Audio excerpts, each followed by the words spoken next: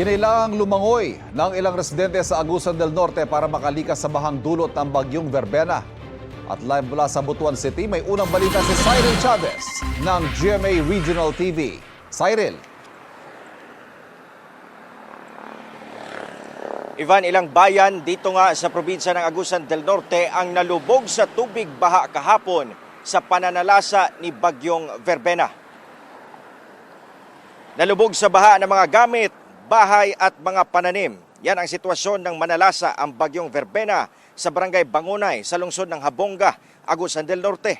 Sa mga kuhang litrato ni Sherry Ann Erejo, kita ang lawak ng baha na halos bumalot na sa buong Purok 5. Sa videong kuha ni Analo Solvay, kita ang paglikas ng mga kabataang ito mula sa kanilang mga bahay papunta sa ligtas na lugar. Lumangoy sila dahil sa taas ng baha na pumasok sa kanilang bahay. Mabilis naman daw humupa ang baha kinagabihan. Ngayong umaga, inanunsyo ng lokal na pamahalaan ng Agusan del Norte na balik eskwela na sa lahat ng antas at trabaho sa probinsya. Patuloy ang isinasagawang assessment at clearing operation.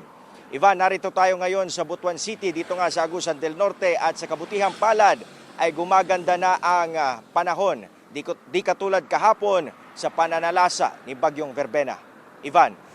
Maraming salamat, Cyril Chavez ng GMA Regional TV.